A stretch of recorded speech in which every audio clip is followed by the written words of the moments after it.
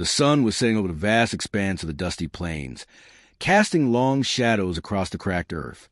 A lone figure trudged slowly through the barren landscape, boots kicking up clouds of fine dust with every heavy step. His hat, tattered and worn from years under the unrelenting sun, sat low on his forehead, shielding tired eyes that had seen far too much hardship. Behind him trailed a single cow, its ribs showing prominently beneath matted fur, each step seeming more labored than the last. He called himself Jack, though whether it was his real name or one he'd adopted along the way remained a mystery even to himself. Life in these wild lands had taught him to keep secrets close, like treasures buried deep beneath the shifting sands. Jack's ranch, if you could call it that anymore, was little more than a collection of crumbling wooden structures on the edge of nowhere. The land had once been fertile, lush with green pastures and teeming with cattle. But droughts came and stayed longer than they should have, rains refused to fall, and the soil grew weary of giving. Now, all he had left was this one cow, a shadow of its former self, just like him. As Jack walked, the horizon stretched endlessly before him, painted in hues of orange and red as the sun dipped lower. He carried no hope in his heart. There was nothing left to hold on to. Tomorrow would bring another day of hunger, of thirst, of despair. Yet, here he was, walking toward town, determined to sell what little remained so he might scrape together enough coin for bread and water.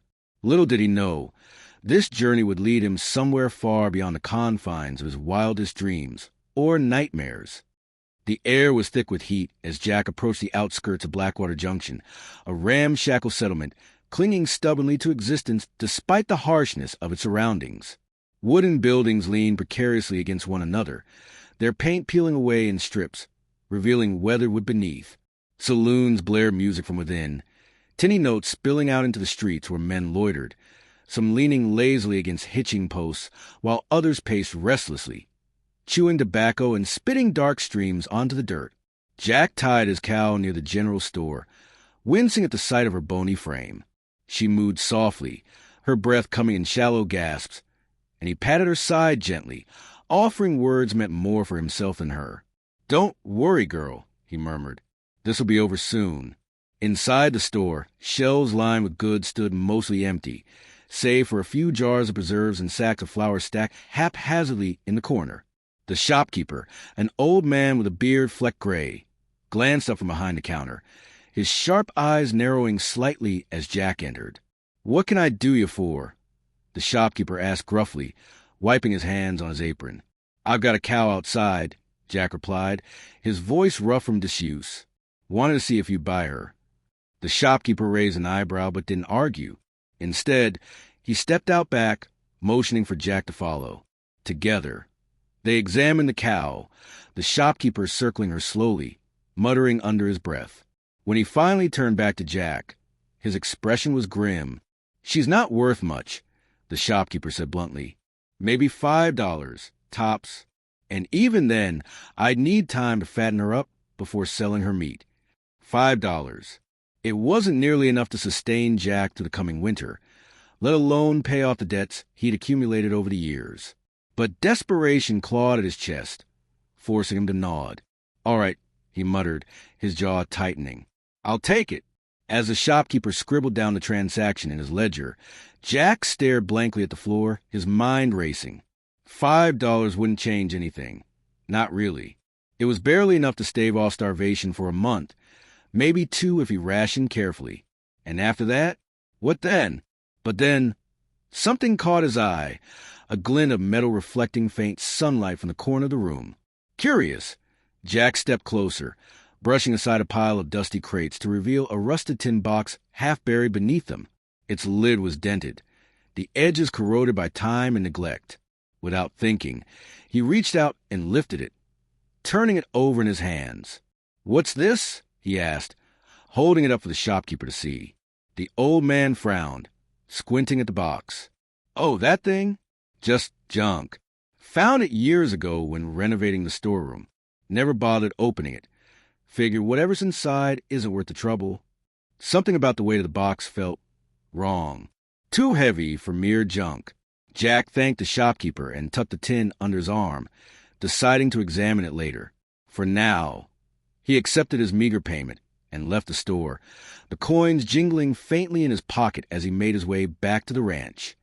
Night fell quickly, swallowing the world in darkness punctuated only by the soft glow of stars scattered across the velvet sky. At the ranch, Jack lit a lantern, its flickering light casting eerie shadows around the small cabin where he lived. Sitting at a rickety table, he placed the tin box before him and began prying it open with a knife.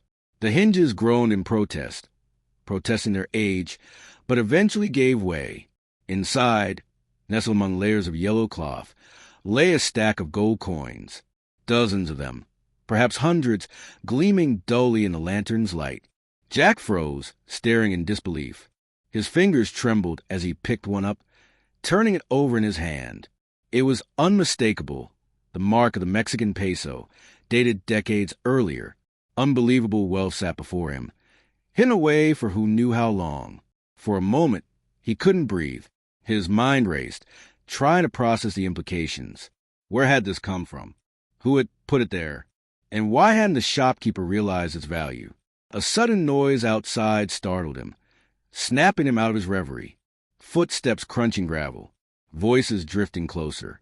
Jack hastily shoved the coins back into the box and hid it beneath the floorboards, covering it with a loose plank. Then, grabbing his rifle, he crept to the window, peering cautiously outside. 3 figures stood silhouetted against the moonlight, their forms indistinct but unmistakably human. One carried a lantern, its light swaying as they spoke in low tones. Jack recognized the voice immediately. It belonged to the shopkeeper. "Are you sure this is a place?"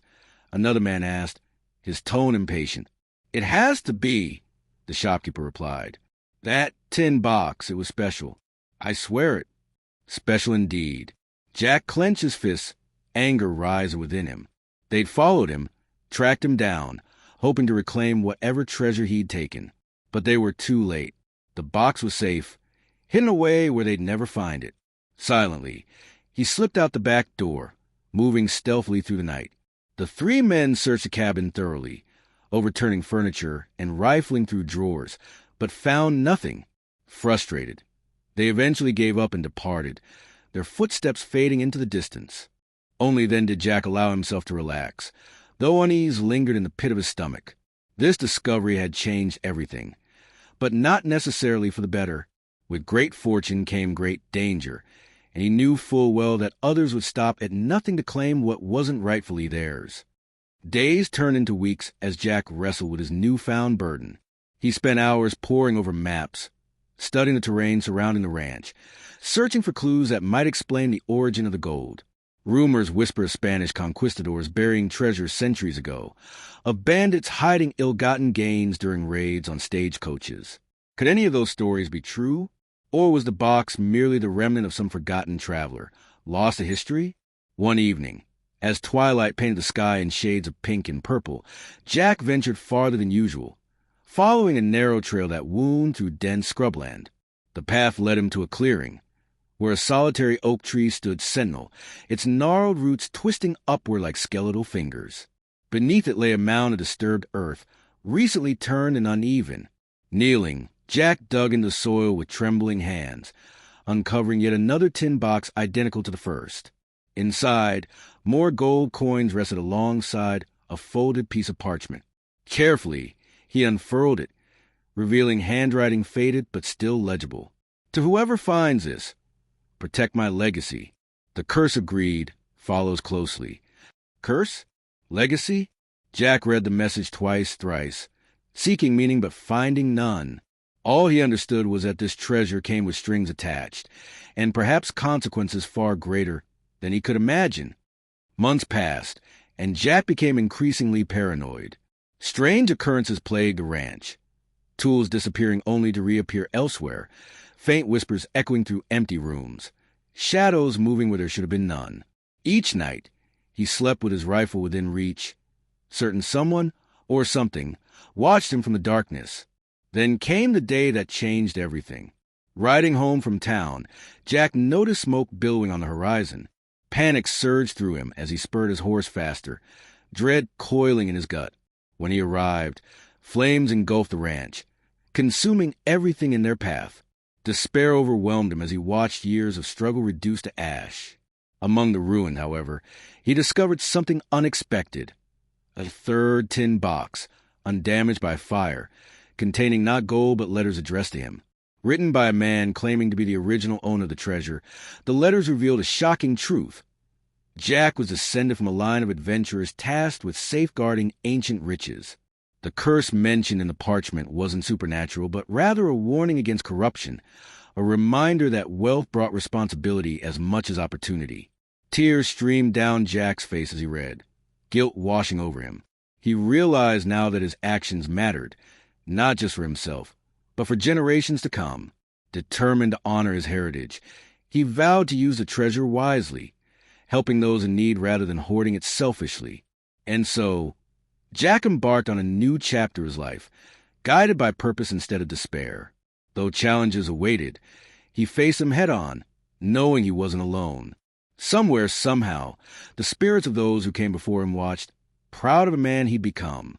The days that followed were anything but ordinary. Jack's newfound resolve brought with it a series of trials and tribulations, each testing the strength of his character and the depth of his commitment to the legacy he had inherited. The ranch was gone, reduced to nothing more than charred remnants of what it once was, but Jack refused to let this be the end. Instead, he saw it as an opportunity, a chance to rebuild not just his home, but also the lives of those around him. He began by venturing into nearby towns, using small portions of the gold to purchase supplies and materials needed for construction. Each trip was fraught with tension. Little did he know, whispers of his discovery had spread like wildfire through the dusty trails and saloon gossip. Men with hungry eyes and greedy hearts began to take notice, their curiosity turning quickly to obsession. Jack knew he couldn't afford to let down his guard, not even for a moment. One fateful morning, as dawn painted the sky in hues of pink and gold, Jack set out on horseback to a remote settlement known as Silver Creek.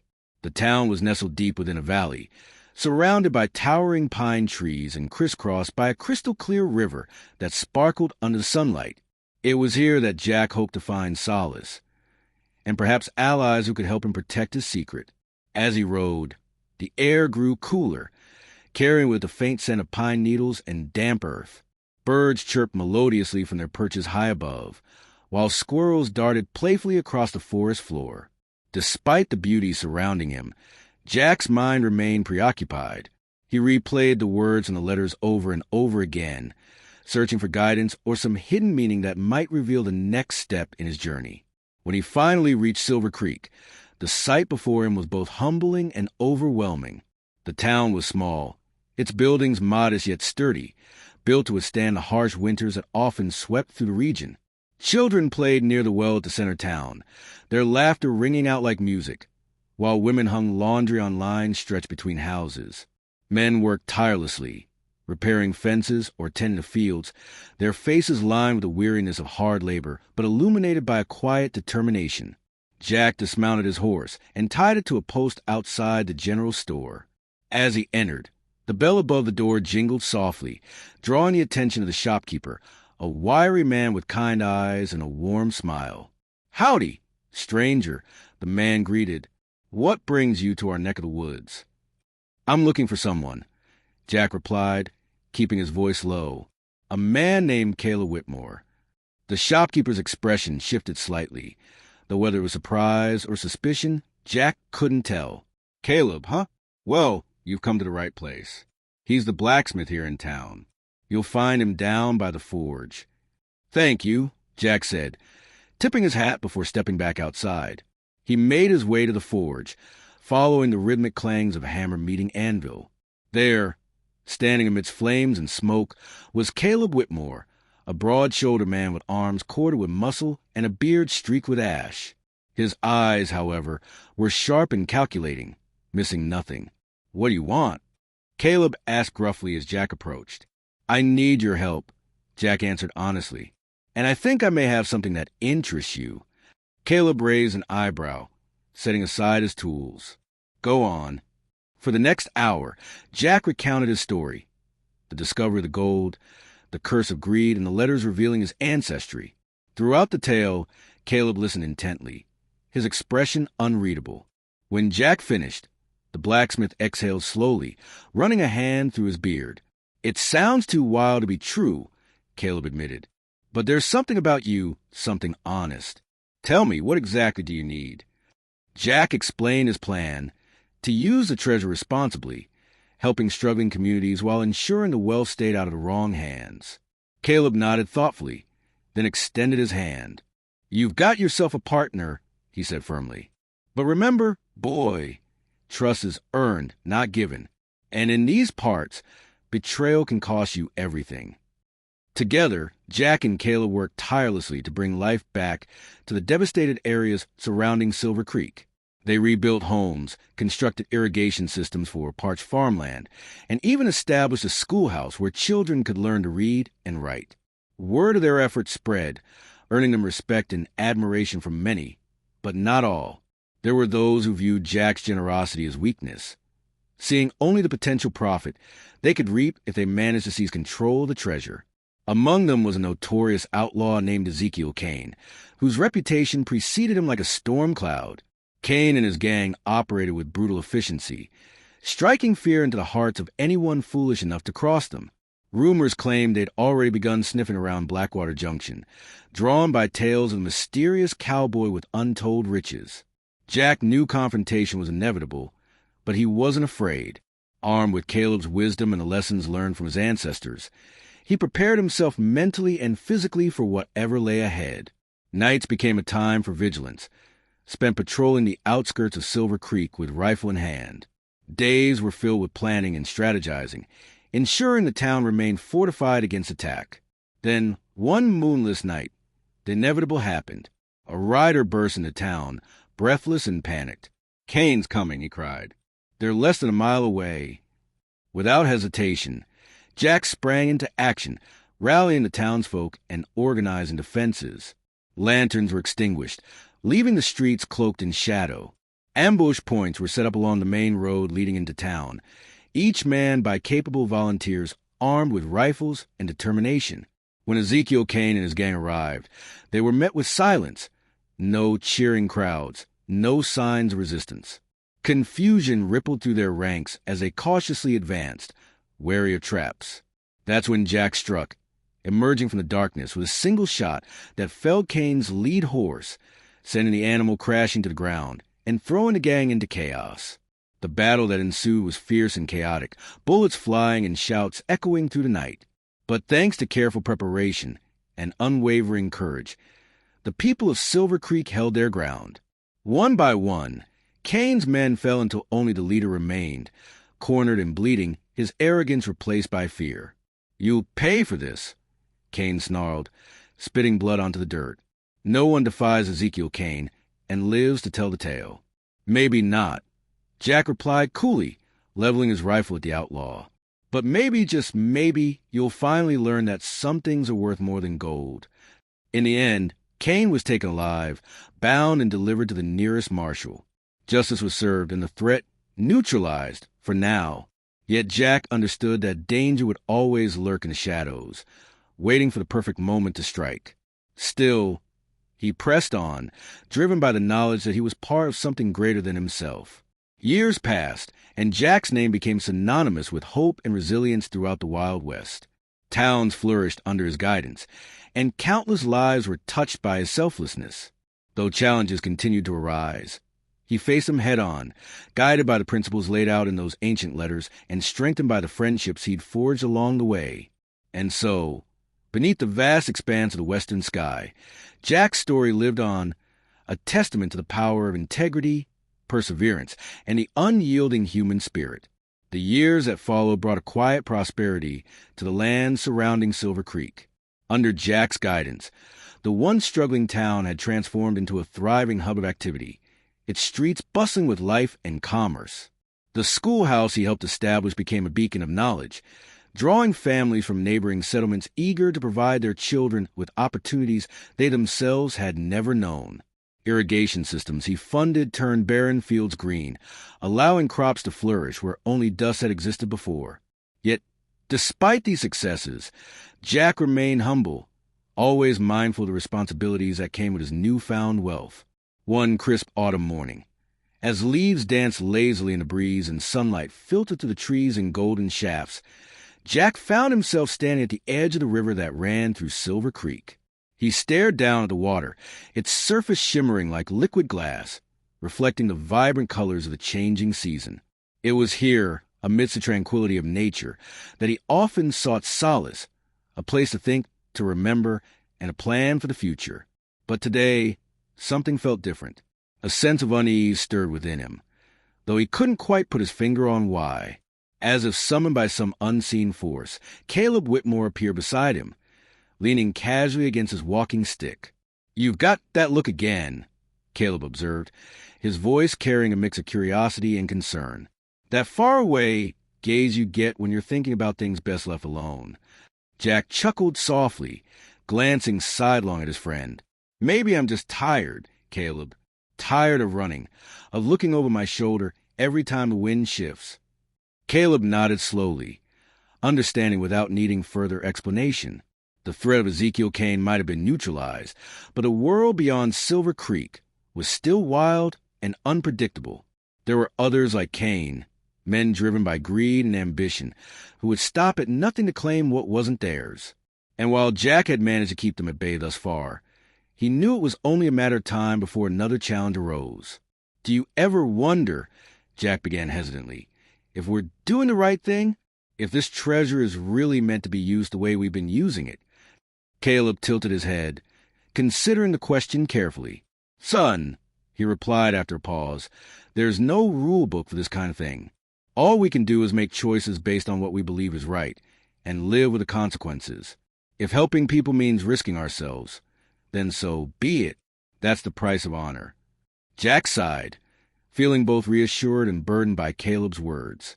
Honor was indeed a heavy mantle to bear, one that demanded sacrifice and courage in equal measure. But as much as he admired Caleb's steadfastness, there was a part of him that longed for something more, for closure, perhaps, or answers to questions that lingered unanswered. It was during one of these reflective moments that Jack decided to revisit the site where he had first discovered the tin box, the clearing beneath the solitary oak tree. Perhaps revisiting the place would offer insight, or maybe even reveal additional clues about the origins of the treasure.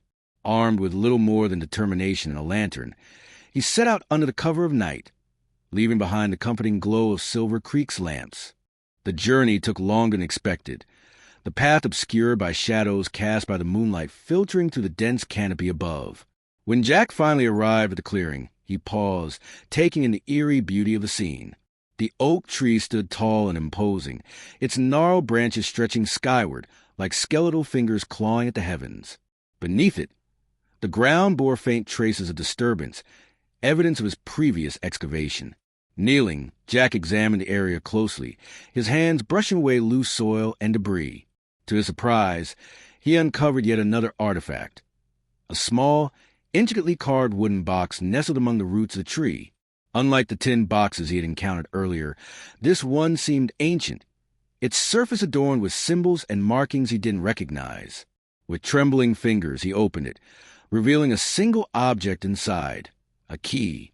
The key was unlike anything Jack had ever seen, its design intricate and ornate, clearly crafted by skilled hands.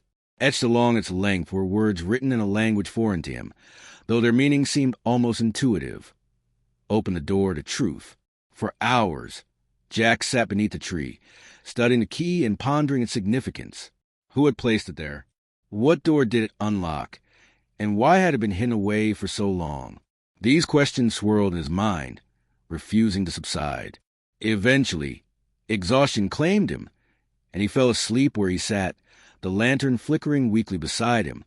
When he awoke, the sun was high in the sky, casting long shadows across the clearing. At first, Jack thought he had dreamed the entire encounter with the key, but as he reached into his pocket, his fingers closed around its cool metallic surface, confirming its reality. Determination rekindled within him, fueling a renewed sense of purpose. Over the following weeks, Jack dedicated himself to unraveling the mystery of the key. He scoured libraries in distant towns, consulting scholars and historians in search of answers. Some dismissed his inquiries outright, labeling them fanciful or irrelevant. Others, however, offered fragments of information that gradually began piecing together a larger picture. Legend spoke of a hidden vault deep within the earth, said it contained artifacts of immense power and knowledge. Only those deemed worthy could access it, guided by keys passed down through generations. Could the key Jack now possess be one of these? And if so, where was the vault located? Clues led him farther and farther from Silver Creek, drawing him deeper into uncharted territories filled with peril and uncertainty.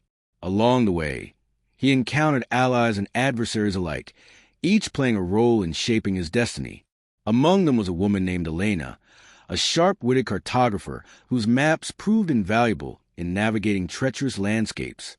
Together, they braved raging rivers, treacherous mountain passes, and desolate deserts, all while evading pursuit of mercenaries hired by rival treasure hunters.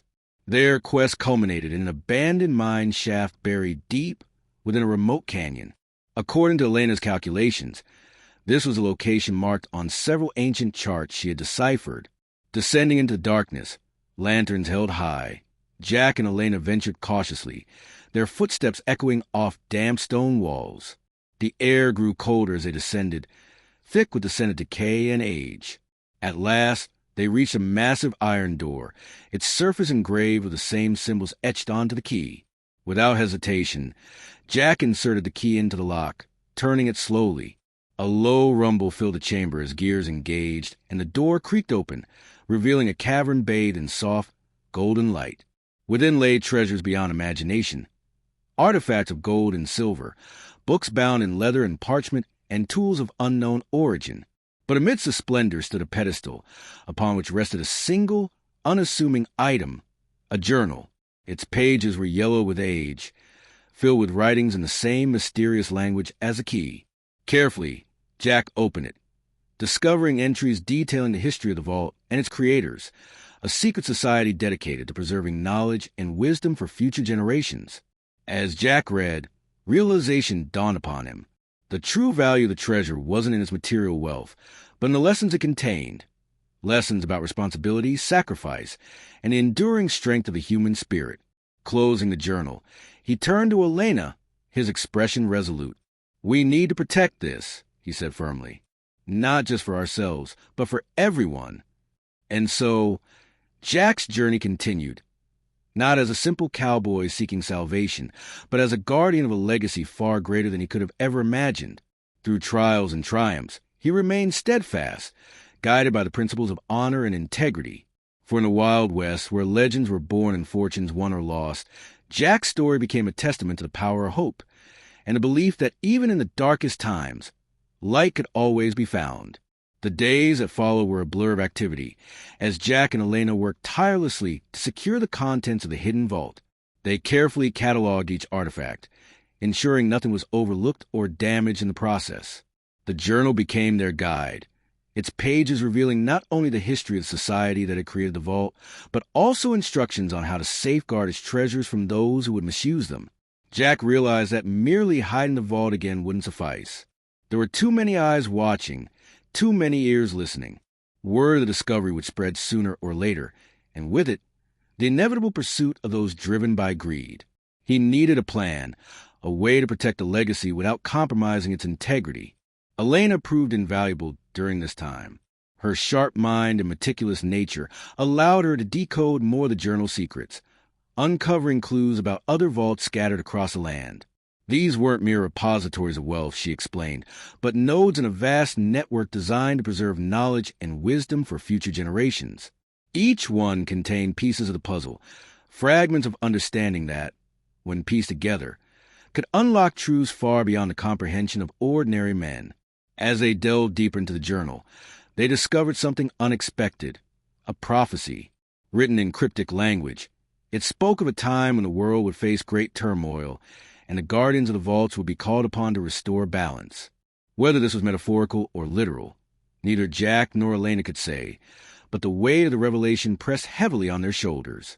"This changes everything," Elena murmured, her voice tinged with awe and apprehension. "We're not just protecting artifacts anymore. We're preserving hope itself." Jack nodded slowly, his mind racing with possibilities. If the prophecy was true, Then the treasures within the vault weren't meant to remain hidden forever. Someday they might need to be shared with the right people at the right time, but until then their duty was clear: keep the vault safe, no matter the cost. Their first challenge came sooner than expected. A group of mercenaries, hired by a wealthy industrialist eager to claim the vault's riches for himself, arrived at the canyon under cover of darkness. Armed with rifles and torches, they surrounded the entrance, demanding access. Jack and Elena had anticipated such an attack. Using the journal's guidance, they had set up traps throughout the mine shaft, hidden pitfalls, swinging logs, and strategically placed boulders that could be triggered remotely. When the mercenaries entered, chaos erupted. Men stumbled into unseen holes. Arrows shot from concealed positions struck targets with uncanny accuracy, and rocks tumbled down from above, blocking escape routes. Despite their preparation, however, Jack knew they couldn't hold out indefinitely. The mercenaries outnumbered them, and reinforcements could arrive at any moment. Desperate, he turned to Elena, whose eyes sparkled with determination. "I have an idea," she said, pulling a map from her satchel. "There's another exit further down the tunnel. One even I didn't know about until now. We can use it to slip past them." Without hesitation, Jack agreed. Together, they navigated the labyrinthine passages, avoiding the main conflict while guiding themselves toward the secret exit. Along the way, they encountered remnants of the ancient society that had built the vault. Carvings on the walls depicting scenes of learning, cooperation, and unity.